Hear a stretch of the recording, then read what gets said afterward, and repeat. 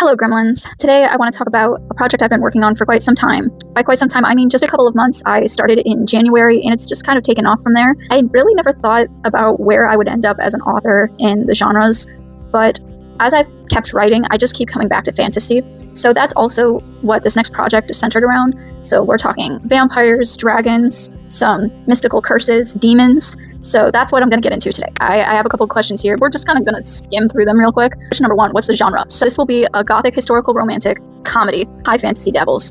Do I plan on going the traditional publishing route? I'm always going to be more open to more options when it comes to publishing, especially if my book manages to catch an agent's eye. I would absolutely love to try my hand out for traditional publishing with Opulence. Another question I know I'm going to get a lot is, how will Opulence, a bad vampire story, differ from the Cardinal Club and Crows That Murder? The answer is in many ways.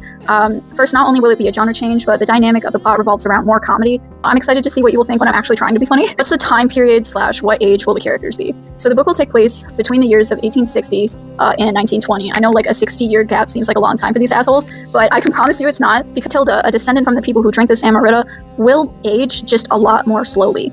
So while she's probably like 60 in human years, developmental years, more like 20. Theodore will be 25 and will proceed to stop aging the moment he takes on the Basilisk's curse. The main character, Llewellyn, he's a complicated one here because I have spent so long trying to figure out how an incubus ages, how an incubus dies, and just don't look it up because it the research crossover with vampires is so intertwined that it's a mess. Novel will be multiple POVs and it will still, like, for me, remain in first person progressive. I just feel the most comfortable writing in that.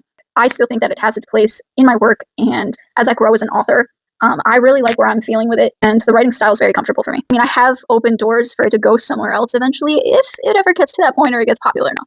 But for now, I'm totally okay with it just being a 400-page novel. I have done so much research for this already, probably about 60 hours worth by now. So much of what I planned for this novel is going to be based in actual documented, recorded history. I'm going to try my hardest to get sensitivity readers this time, like a lot more than last time, and up for alpha reading. I think is going to help with that.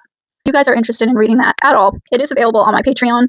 You can pay the membership fee, or you can buy just one of the chapters to see if you're interested in it. I think this is a great way to connect with all of you because printing costs are insane, and it's a struggle to create content and not have anything out for so long. So while you all are waiting on Crows That Murder, Opulence will be there to keep you busy. I am working on a bunch of other projects at the moment, but I really wanted to give Opulence the spotlight here because I think it has something special that none of my other projects do. Written with this already has been outside of my comfort zone. I feel like it's good. It's good to grow outside of what I typically write, which is heavily in the horror and eldritch splatterpunk genre. Yeah, it's been crazy. It's been crazy. Not to mention with all the shit that's going on in the dark romance world. Yes, come here.